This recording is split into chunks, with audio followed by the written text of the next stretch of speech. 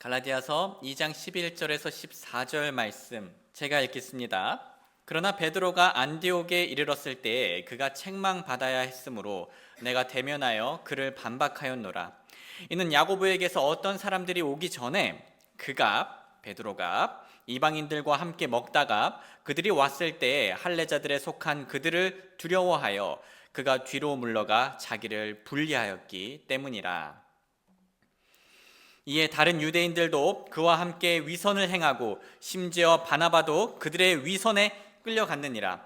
그러나 그들이 복음의 진리에 따라 올바르게 걷지 않는 것을 내가 보고 그들 모두 앞에서 베드로에게 이르되, 내가 유대인임에도 이방인들의 방식대로 살고 유대인들처럼 살지 아니하면서 어찌하여 이방인들을 강요하여 유대인들처럼 살게 하느냐 하였노라. 아멘. 성도님들, 한 목사님께서 본인의 부부 생활에 대해서 얘기를 하신 적이 있습니다. 제가 보기에 그 목사님은 꽤 가정적인 분이셨어요. 나이가 좀 있으신 목사님이셨는데요. 최대한 우리 아내분을 이렇게 도우려고 하고 사랑하려고 하고 자신이 할 수 있는 일이 있으면은 시간이 될 때마다 열심히 하시는 아주 가정적인 분이셨습니다. 그런데 그럼에도 불구하고요, 우리 목사님께서는 본인께서 종종 아내와 다투는 모습을 보면서 난 왜 이렇게 아내와 자꾸 다툴까라는 고민에 빠지셨습니다. 그래가지고 목사님께서는 하나님을 더욱 의지하면서 감사하게도 정말 오랜 기간 동안 아내분과 싸우지 않게 되었다라고 얘기를 했어요. 그러면서 하루는 그런 생각까지 들었다고 합니다. 이제 내가 그리고 우리 아내가 다투지 않을 정도로 영적으로 많이 성장했구나 라는 생각이 들었다고 합니다. 그리고 그 생각을 한 날 대판 싸웠다고 해요. 그렇게 본인을 되돌아보며 마음이 낮아진 경험을 하셨습니다. 성도님들, 저는 개인적으로 공감이 되더라고요. 정확히 목사님처럼 똑같은 생각을 하고 정확히 그날 아내와 다투었던 기억이 있거든요. 우리가 가만히 생각해 보면 이 갈등이라는 것은요, 영적으로 성숙하든 성숙하지 않든 인생에서 생길 수밖에 없는 것처럼 보입니다. 우리는 배우자와 한동안 싸우지 않는 것 같더라도 어느 순간 싸우게 되고요. 또 우리는요, 성인이 되어서 어른이 되었어도 부모님과 싸울 때가 종종 있습니다. 제가 그랬어요. 그리고 제가 종종 그러고요. 또 집안이 평화롭다 싶으면요, 집 밖이 혼란스러울 때도 있죠. 교회나 학교에서 아니면 사회에서 우리는 이 부딪힘을요, 피할 수가 없습니다. 그래서 우리는 갈등을 아예 겪지 않을 그런 동화 같은 생활을 기대하기란 어려워요. 현실적으로 불가능하죠. 그래서 우리는 현실적으로 이 갈등이 없는 나의 삶을 기대하기보다는 오히려 이 갈등을, 어쩔 수 없이 일어날 수밖에 없는 이 갈등을 우리가 어떻게 잘 다루어야 하는지를 배워야 됩니다. 그리고 이 갈등을 잘 다루는 능력은 우리가 성경을 통해서 성경 말씀의 지혜를 배우고 또 그 배운 지혜를 우리 인생에서 반복적으로 연습함으로써 성장시킬 수 있습니다. 때때로 우리가 나 이거 이제 알았으니까, 이 지혜를 알았으니까, 또 이해를 했으니까 앞으로 나는 갈등에 있어서 아주 훌륭하게 다 잘 다룰 거야 라고 생각하는 경우가 있는데요. 사실 우리는 그러한 지혜를 알아도 또 몸으로 또 생활로 이렇게 실천하는 기간이 필요합니다. 그렇다면 성도님들, 만약에 한 사람이 성경의 지혜 없이, 성경 말씀의 지혜 없이 갈등을 대면한다면 어떤 일이 일어날까요? 우리 한번 최근에 일어났던 갈등 또는 다툼을 생각해 보죠. 다들 다양한 상황에서 그러한 경험을 하셨을 텐데요. 내가 어떠한 갈등이 생겼을 때 나는 어떻게 반응을 했었는가 한번 되돌아보기를 원합니다. 사람들은 갈등을 직면할 때 주로 두 가지 반응을 자연스럽게 보입니다. 그중 하나는요, 공격적인 반응이에요. 공격적인 반응. 갈등이 생길 때 우리는 당연히 당혹스러움을 느낄 수 있고 분노가 생길 수 있습니다. 그거는 심리적으로 아주 자연스러운 반응이에요. 마음의 신호등이 빨간불이 될 때가 있을 거예요. 친구하고 다투거나 혹은 직장 동료와 다투면서 의견 차이로 인해서 혹은 가까운 자녀라든가 부모님이라든가 형제 자매와 다툴 때 우리의 마음이 막 빨간불이 될 때가 있어요. 이처럼 감정이 많이 올라와 있을 때는 빨간불이 멈추라는 뜻이듯이 우리의 말과 행동을 잠시 멈추는 게 좋겠죠. 다만 어떤 경우는 우리가 감정이 빨간불임에도 불구하고 멈추지 못하고 분출하곤 합니다. 왜냐하면 지나가 보면은 참을 만한 일인데 우리가 그 상황 안에 있으면은 너무나 빨리 지금 당장 이 감정을 분출하고 싶은 마음이 강하게 생기거든요. 이렇게 감정의 댐이 한번 터지면 어떻게 됩니까? 터져가지고 걷잡을 수 없이 우리의 감정과 우리의 생각을 점점 더 필터링 없이 쏟아붓게 됩니다. 이렇게 공격적으로 반응하면요, 우리는요, 사람들에게 불필요한 상처를 주는 것도 서슴지 않는 실수를 범하곤 하죠. 아니면 우리가 공격적인 반응을 이미 보였잖아요. 그러면은 그것 자체가 좀 민망해져가지고 자신의 뜻이 옳다는 것을 끝까지 증명하려고 끝까지 화를 내는 경우도 있습니다. 여기에서 가장 문제 삼을 수 있는 건 우리가 사랑 없이 말하게 된다는 거죠. 공격적으로 말하면은 우리가 사랑 없이 말을 하게 됩니다. 참고로 저는 지금 성도님들 우리가 주변에 보면 성향들이 다 다르시잖아요. 우리 교회만 하더라도 다 성향이 다르시죠. 그래서 어떤 분들께서는 다른 분들보다 상대적으로 좀 더 쉽게 수월하게 말을 하시는 분들이 계십니다. 그런데 이렇게 솔직하게 있는 그대로 말하는 성격이 문제가 된다라고 말씀드리고 싶지는 않아요. 남들보다 수월하게 더 잘 표현하는 것뿐이거든요. 사실 이런 분들의 고민은 내가 말을 너무 함부로 하는 건 아닐까라는 고민이 생기실 수도 있으세요. 제가 권하고 싶은 건 일단 그 성격 누가 주신 겁니까? 그 성향, 솔직하게 말하고 좀 더 수월하게 말하는 성향, 하나님께서 주신 거죠. 그것도 은사입니다. 그래서 하나님께서 여러분에게 주신 성격에 감사드리길 바랍니다. 우리는 거기서 출발을 해야 돼요. 나 자신을 혐오하는 거에서 출발을 하는 것이 아니라 하나님께서 나에게 주신 이 성격, 솔직한 성격을 하나님께 감사드리면서 우리가 시작을 해야 됩니다. 왜냐하면 하나님께서 주신 은사를 통해서 말을 좀 더 편하게 하시는 분들은요, 이 솔직함을 충분히 장점으로 활용할 수 있기 때문입니다. 지금 적절치 않은 반응으로 말씀드리는 예는 무엇입니까? 사랑이 없는 공격적인 자세로 말하는 것입니다. 저는 정말 솔직하게 말하는 분들 중에서 사랑이 없이 말하시는 분들은 상처가 되지만요, 사랑이 입시 말하는 분들은요, 물론 마음에 부담이 오지만 그 사랑을 보기 때문에 잘 받아들이게 되더라고요. 중요한 거는 사랑이 있어야 되는 겁니다.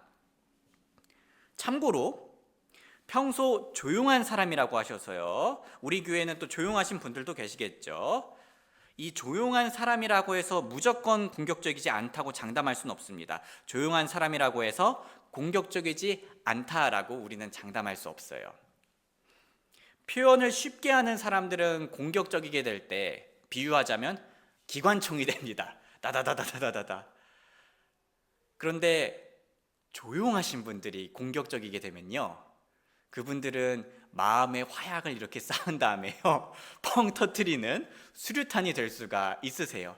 그런 경우 보셨을 거예요. 조용하신 분이 갑자기 확 터지시는 분들 있잖아요. 그리고 갑자기 확 터질 때 어떻게 터집니까? 더 폭력스러워진 행동이 보이고 더 폭력스러운 언어를 쓰게 되죠. 조용하신 분들도 우리가 조심할 필요가 있습니다. 하지만 그렇다고 해서 이 조용하신 분들이 자신의 성격을 부정적으로 바라보실 필요도 없으세요.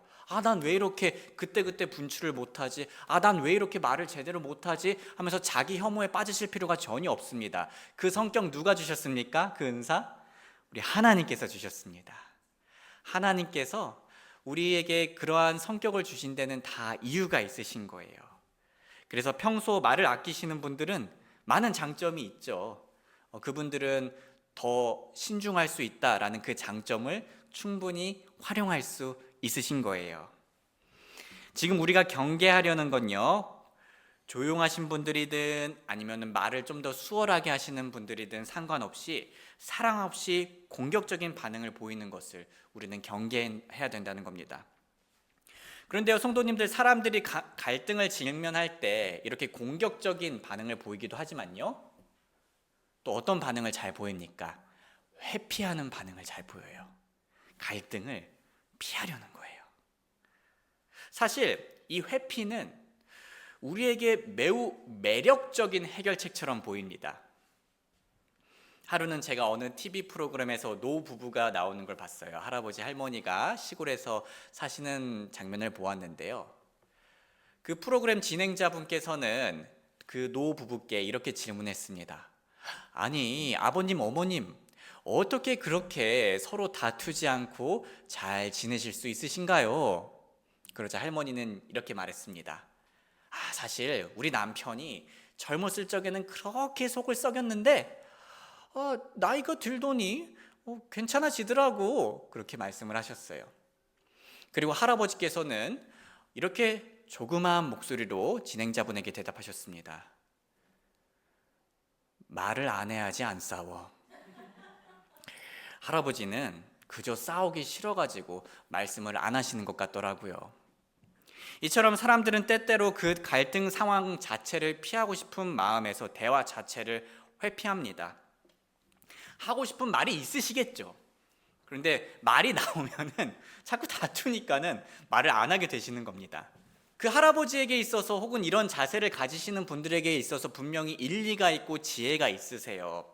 하지만 이것도 성경적으로 볼 때 그렇게 최선의 반응은 아니라고 얘기할 수 있겠습니다. 가장 지혜로운 방법은 아닐 수 있다라는 거죠. 왜냐하면 성경은 다투지 않기 위해서 말을 하지 말아라 라고 얘기하지 않고 사랑 안에서 진리를 말하라고 하기 때문입니다.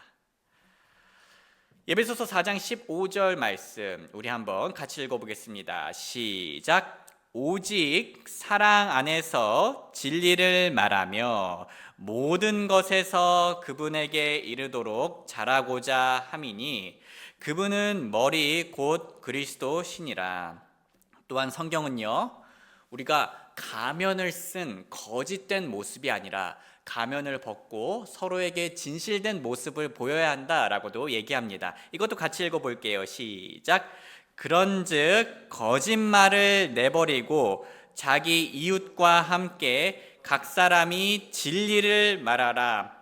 이는 우리가 서로 지체이기 때문이라. 물론 이것이 이 서로 지체이기 때문이라라는 본문 구절을 볼 때 교회를 향한 말씀이긴 하지만요, 우리 그리스도인들은 교회 안에서만 진실된 모습을 보일 뿐만 아니라 교회 밖에서도 친구들, 직장 동료분들, 이웃분들한테 진실한 모습을 보여주고 사랑 안에서 진리를 말할 수 있어야 합니다.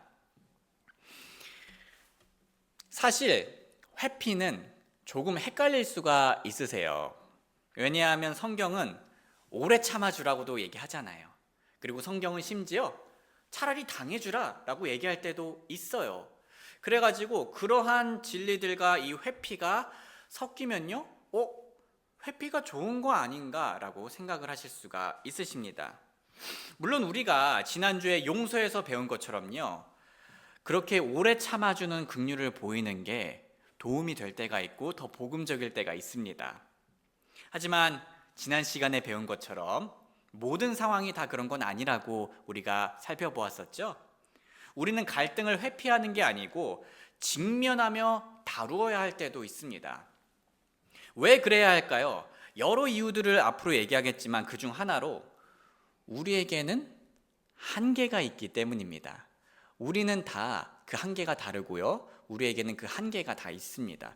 로마서 12장 3절 말씀. 이는 내게 주신 은혜를 통해 너희 중에 있는 각 사람에게 내가 말하기 때문이니 마땅히 생각할 그 이상으로 자기를 높게 생각하지 말고 오직 하나님께서 각 사람에게 나눠주신 믿음의 분량에 따라 맑은 정신으로 생각하라. 자, 우리가 계속해서 성품적으로 성장하려는 노력, 성령님의 도우심을 통해서 성장하려는 것은 매우 좋습니다. 그런데 동시에요, 우리는요, 하나님처럼 무한한 존재들은 아니기 때문에 겸손히 우리의 한계를 인정하면서 갈등을 다루어야 할 때가 있다라는 거죠. 우리는 갈등이 생기면 하나님께서 우리에게 허락해 주신 은사와 믿음의 분량을 겸손하게 점검해 볼 수 있습니다. 뭔가 핑계 대려고 하는 것이 아니라 겸손하게 나를 살펴볼 필요가 있다라는 거죠. 그리고 만약 우리 앞에 놓인 갈등의 영향력이 내가 그저 참아주기에는 감당할 수 없는 수준 이상이라고 판단이 되신다면요, 그때는 겸손히 선을 긋고 다루어야 하는 거죠. 내가 더 무너지지 않고 더 시험에 들지 않기 위해서요.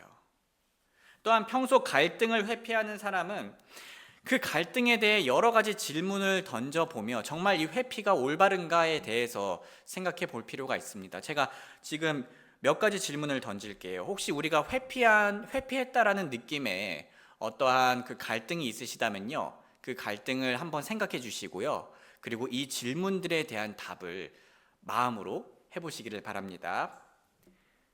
그 갈등이 그냥 넘어가지지 않고 우리 마음에 지속적인 부담을 주고 있나요?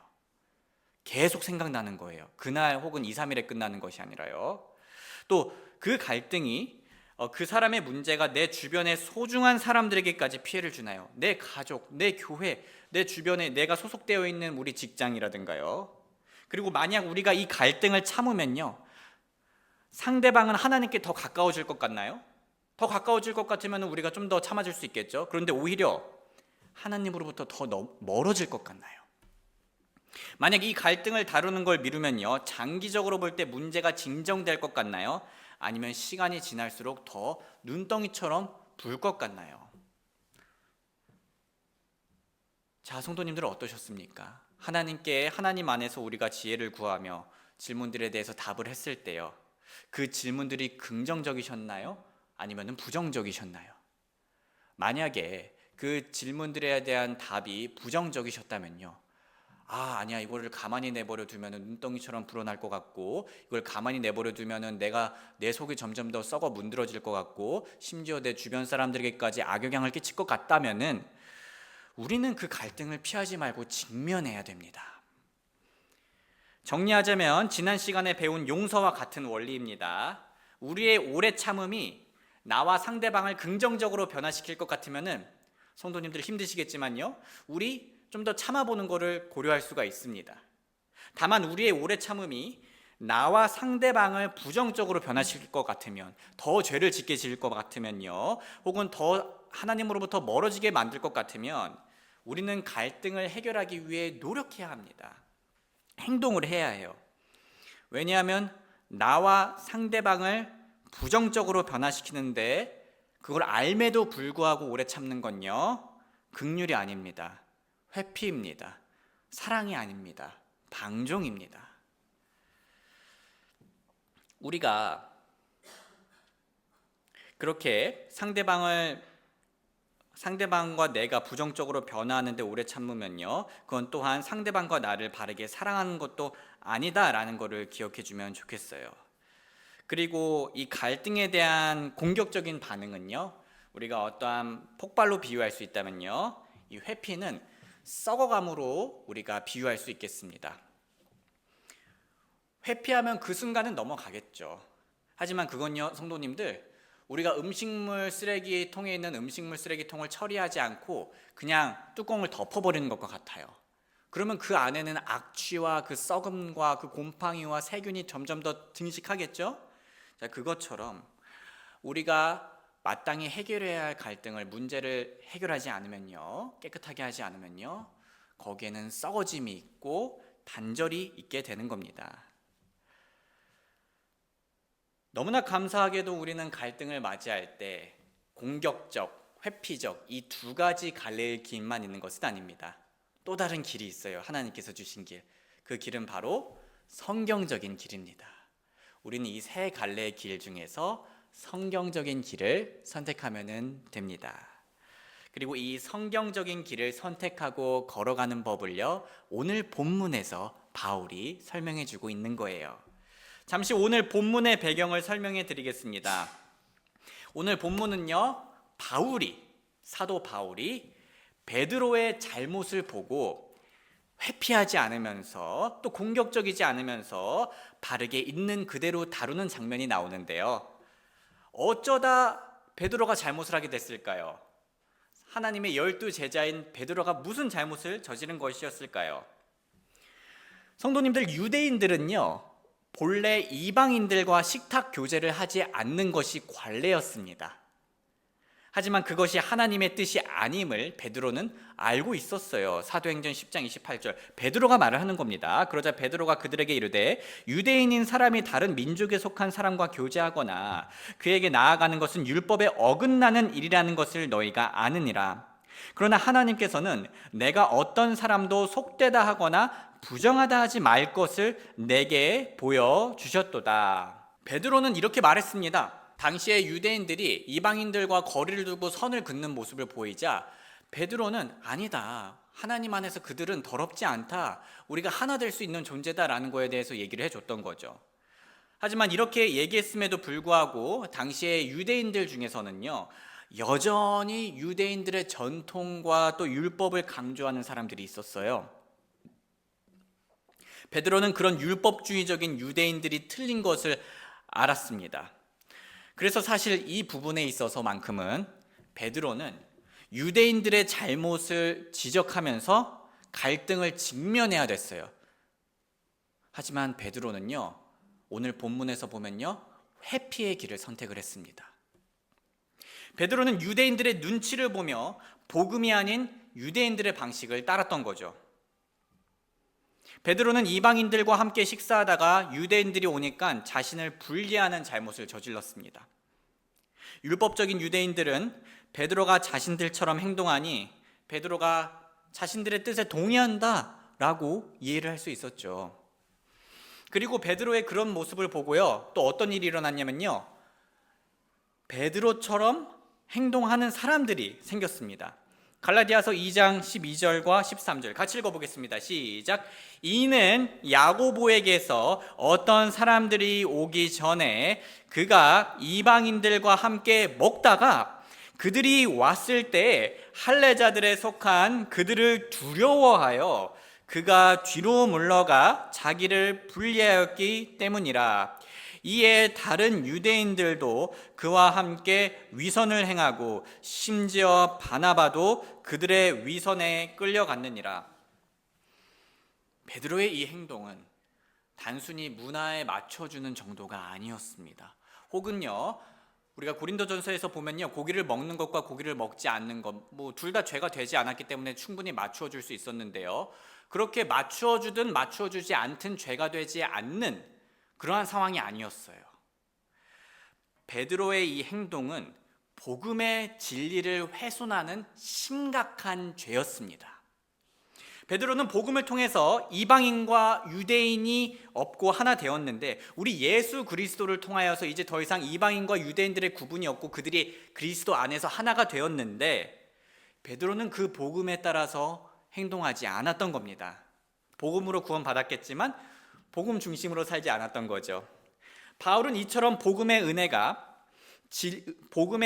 진리가 침해받는 모습을 보고 베드로와의 갈등을 직면하는 걸 피하지 않았어요. 오히려 베드로는 직면했습니다. 여기서 바울과 베드로의 모습이 대조되죠. 베드로는 사람들이 두려워서 갈등을 피하며 잘못을 저질렀습니다. 하지만 바울은 어땠습니까? 사실 바울도 압박이 대단했을 거예요. 지금 베드로도 사도잖아요. 자기도 사도고요. 그 사람의 문제를 지적하는 게 결코 쉽지 않았을 겁니다. 하지만 그러한 사람들의 두려움으로 압도되지 않고 오히려 복음이 제대로 실행되지 않았다는 사실에 갈등을 기꺼이 직면을 했던 거죠. 이런 바울의 갈등 해결 방법에는 두드러지는 특징이 있는데요, 바울은 베드로에게 빠르게 그리고 공개적으로 접근했습니다. 갈라디아서 2장 1절과 갈라디아서 2장 14절인데요. 그러나 베드로가 안디옥에 이르렀을 때 그가 책망받아야 했으므로 내가 대면하여 그를 반박하였노라. 갈라디아서 2장 14절. 그러나 그들이 복음의 진리에 따라 올바르게 걷지 않는 것을 내가 보고 그들 모두 앞에서 베드로에게 이르되 내가 유대인임에도 이방인들의 방식대로 살고 유대인들처럼 살지 아니하면서 어찌하여 이방인들을 강요하여 유대인들처럼 살게 하였느냐 하였노라. 바울은요, 회피하지 않았어요. 그 자리를 그냥 넘기지 않았습니다. 혹은 그렇다고 해서요, 바울은요, 끝난 다음에 다른 주변 그리스도인들에게 가서 바울의 뒷담화를 하면서 험담을 하지도 않았습니다. 오히려 바울은 사람들이 있는 모두 앞에서 베드로의 문제를 꺼냈습니다. 물론 성도님들, 우리가 교회 내에서 문제가 생겼을 때 항상 이렇게 바울처럼 공개적으로 아니면은 즉각적으로 다루지는 않아도 됩니다. 모든 상황이 그렇게 다루어질 필요는 없어요. 일반적으로는 어떨까요? 일반적으로는 개인과 개인 사이에서 일어난 다툼은요, 먼저 개인과 개인의 대화를 통해서 문제가 해결이 되어야 합니다. 만약에 성별이 좀 달라서 부담이 되시고 나이 차이가 좀 나셔서 부담이 되시면요, 다른 분들을 동행해서 최소한의 인원으로 대화를 할 수 있겠죠. 예수님께서는 다툼이 생길 때 다음과 같은 가이드라인을 주셨습니다. 마태복음 18장 15절에서 17절인데요. 더욱이 만일 내 형제가 내게 범법하거든 가서 너와 그의 사이에서만 그의 허물을 그에게 말하라. 만일 그가 내 말을 듣거든 너는 내 형제를 얻은 것이니라. 그러나 만일 그가 내 말을 들으려 하지 아니하면 너는 한두 사람을 더 데리고 가서 두세 증인의 입으로 모든 말을 확증하라. 그 후에 만일 그가 그들의 말도 무시하여 듣지 아니하거든 그것을 교회에게 말하라. 그러나 만일 그가 교회의 말도 무시하여 듣지 아니하거든 너는 그를 이교도나 세리같이 여기라. 물론 이 가이드라인은요, 우리 교회 안에서 일어나는 일을 어떻게 처리해야 되는가에 대한 징계의 원리입니다. 하지만 이 원리 사실 우리가 주변에서 사용할 때도 좋겠죠. 친구하고 다퉜을 때 1대1로 먼저 얘기를 하고 친구가 잘못을 못 깨달아요. 그러면 한 두세 명에서 야, 니 진짜 잘못한 거 맞다 라고 얘기를 할 수 있고요. 직장에서도 그런 원리가 통할 수 있습니다. 그런데 우리 생활의 모든 문제와 갈등을 항상 이렇게 다룰 필요는 없어요. 또 반대로요. 상황에 따라서 우리는 개인적인 면담이라든가 두세 사람을 통해서 말하는 게 아닌 공개적으로 다루어야 할 때도 있습니다. 성도님들. 사안의 심각함에 따라서요. 그리고 바울의 경우가 그랬다는 거죠. 본문에서 보셨다시피 바울은 개인적으로 베드로의 문제를 다루지 않았어요. 또는 두세 사람을 대동하지도 않았고요. 따로 문제를 다루지 않았습니다. 어떻게 했나요? 초기에 빠르게 공개적으로 문제를 다루었습니다. 왜 그랬을까요? 왜냐하면 베드로의 문제는 개인 간의 다툼 이 정도 수준의 문제가 아니었기 때문이에요. 베드로의 잘못은 공적인 잘못이었습니다. 베드로는 복음의 진리를 훼손하는 공적인 잘못을 저질렀고 그 현장에 함께 있던 다른 사람들도 같은 공적인 잘못을 저지르게 되었어요. 만약 바울이 이런 베드로의 잘못을 그냥 내버려뒀다면 어떻게 될 것 같나요, 성도님들? 아마 사도 베드로가 그런 잘못을 저질렀으니까 그 얘기를 들은 다른 사람들도 다 따라하지 않았겠습니까? 그 현장에 있으신 분들뿐만 아니라 그 현장의 이야기를 건너 들으신 분들도 사도 베드로처럼 행동할 확률이 매우 높았어요. 그래가지고 사도 바울은요, 이 죄를 걷잡을 수 없이 쉽게 퍼지기 전에 이 문제를 공개적으로 다루어야 했고요. 또 바울은요, 공개적으로 이 문제를 다루면서 베드로와 베드로 주위에 있는 모든 사람들과 대면하면서 똑같은 죄를 따랐던 사람들에게도 반성할 수 있는 시간을 함께 줄 수가 있었습니다. 바울은 상황에 맞게 공개적으로 그리고 분명하게 베드로의 잘못을 다루었습니다. 또 바울이 베드로의 문제를 공개적으로 그리고 신속하게 다룬 이유가 있는데요. 베드로의 문제는 공적일 뿐만 아니라 복음의 진리를 위협하는, 복음의 진리와 실천을 위협하는 문제였습니다. 본문에서 확인할 수 있듯이 지금 바울이 지금 가장 큰 문제를 느낀 부분은 복음의 진리가 훼손된 거였어요. 그러나 그들이 복음의 진리에 따라 올바르게 걷지 않는 것을 내가 보고, 성도님들, 우리가 다 건드려도 우리의 누구만큼은 건드리면 안 됩니까? 가족만큼은 건드리면 안 되죠. 자, 왜 그럴까요? 가족이 우리한테 너무 소중하기 때문입니다.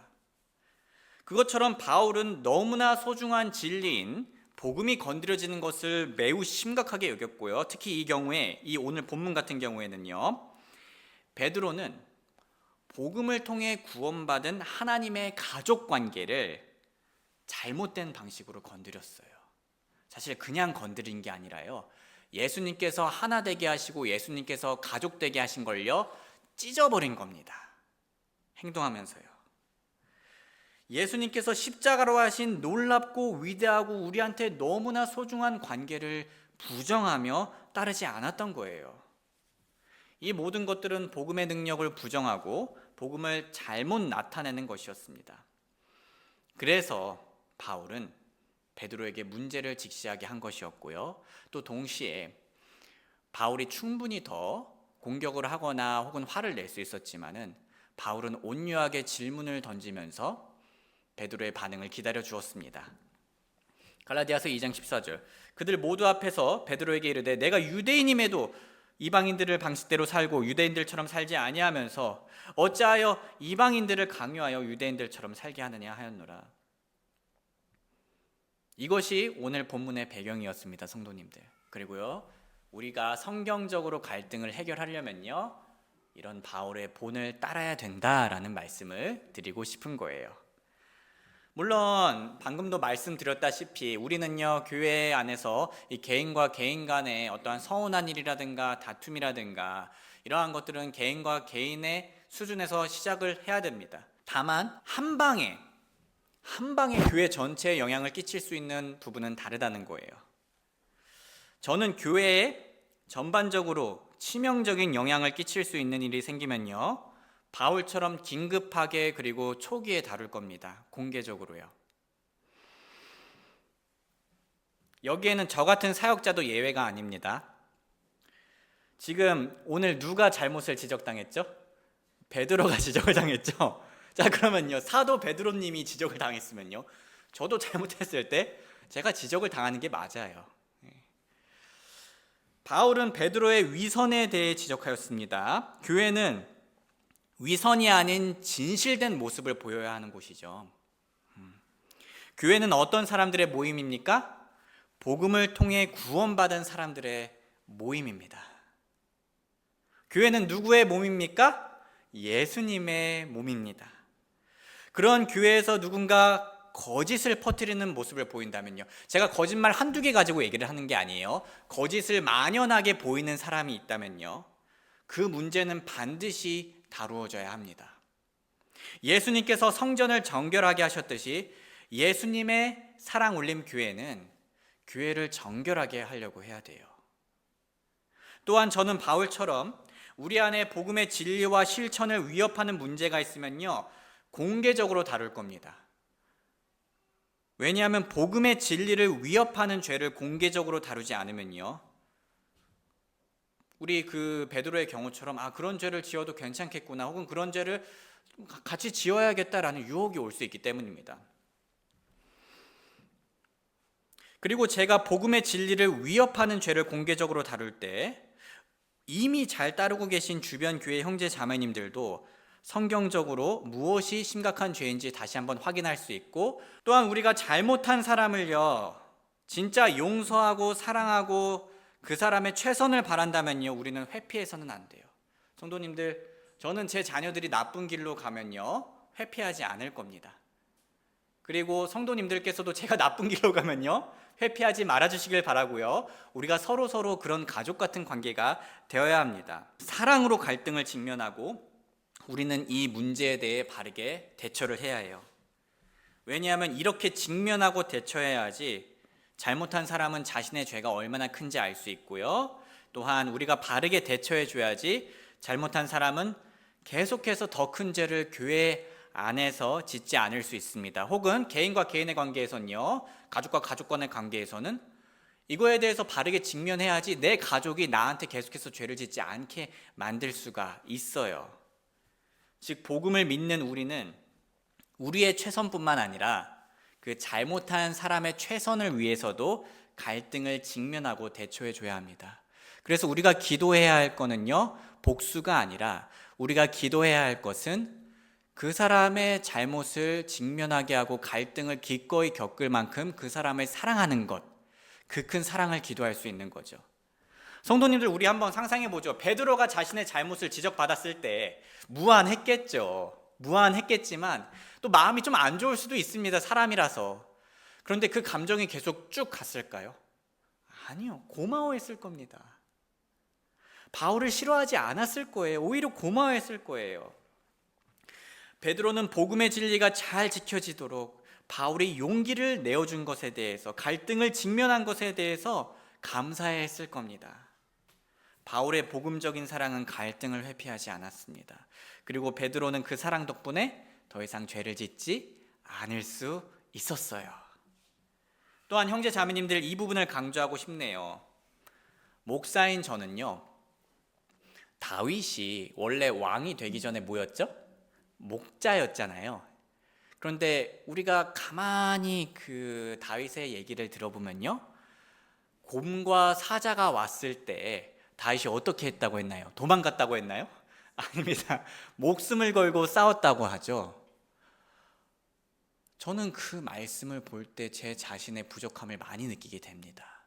저는 예수님께서 저에게 이 기간 동안 허락해 주신 우리 교회 형제 자매님들을 위해서, 예수님께서 맡겨주신 우리 형제 자매님들을 위해서, 양분들을 위해서 저는 최선을 다해서, 사실 더 성경적으로 정확하게 말하자면 생명을 다해서 우리 교회를 지켜야 합니다.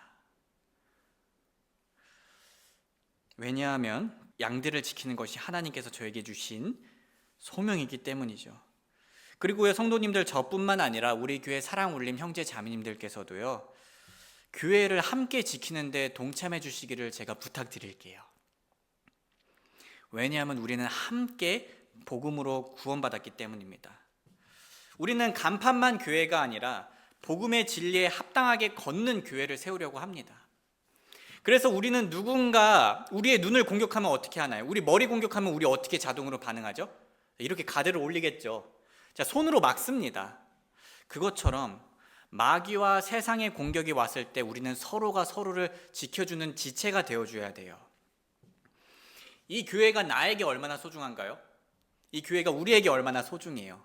그리고 무엇보다 이 교회가 하나님께 얼마나 소중합니까?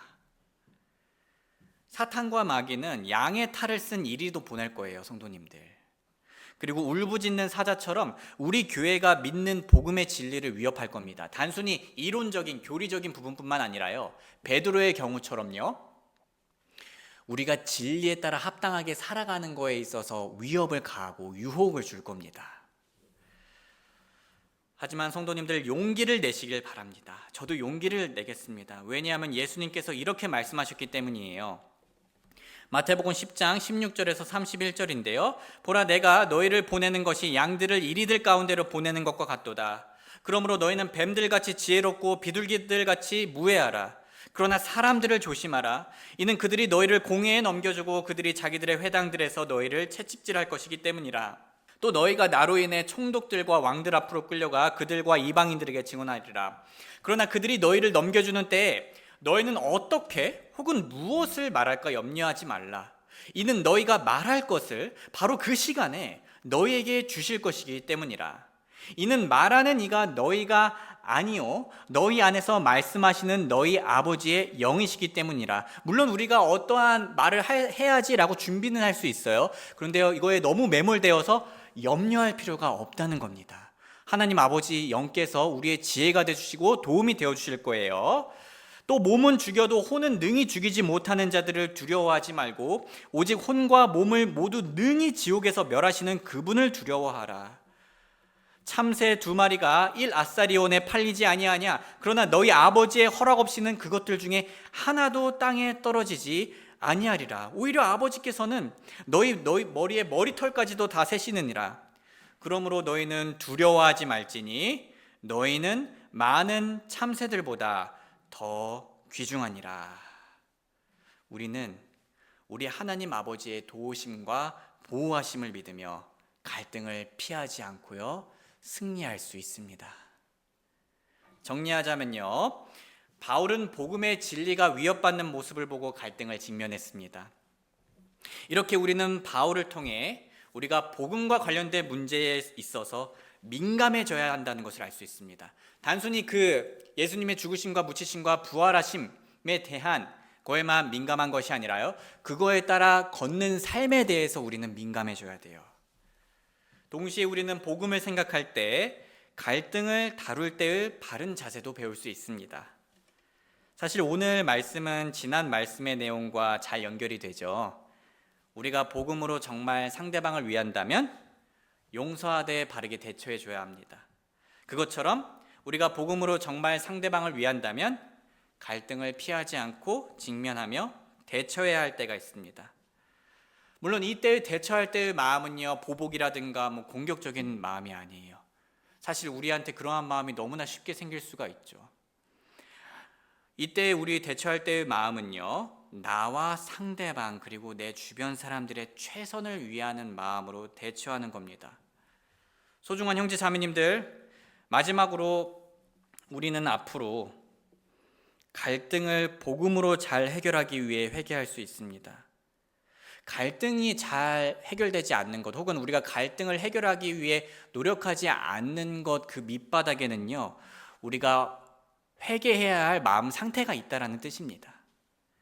갈등을 해결하기 위한 회개는요, 우리를 먼저 더욱 정결하게 만들어줄 것이고요, 성장하게 만들 것이고요, 사랑을 하게 만들 것이고요, 더 기쁘게 평안하게 만드는 회개일 것입니다. 그래서 만약에 우리가 공격적으로 되게 하는 죄성이 있다면요, 회개를 하기를 원합니다. 우리가 뭔가 회피하는 성향이 아니라 회피하는 그러한 반응을 보인다면요, 죄성이 있다면요, 회개할 수 있습니다. 우리를 공격적으로 그리고 회피적으로 만드는 죄성은 근본적으로 같을 수 있는데요, 사람에 대한 두려움, 하나님의 선하심에 대한 불신, 사람의 인정과 나의 자존심 같은 게 있을 수 있습니다. 우리 모두 우리의 갈등을 건강하게 올바르게 해결하는 길을 방해하는 방해물이 있다면 오늘 함께 회개함으로써 뻥 차버리시기를 응원합니다.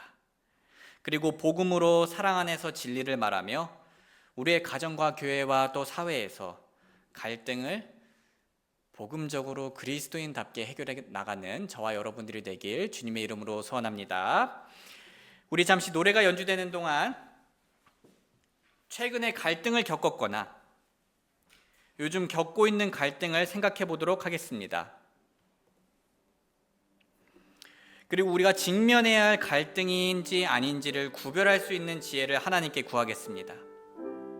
만약에 우리가 좀 더 참아야 되는 것이라면요, 우리가 사랑으로, 복음으로 하나님께서 우리를 오래 참아주셨듯이 좀 더 참을 수 있게 도와주시옵고, 만약에 우리가 우리의 상태와 또 주변 상황을 고려할 때 직면해야 할 갈등이라면 복음적으로 그 갈등을 건강하게 해결할 수 있게 해달라고 기도하는 시간 가지겠습니다.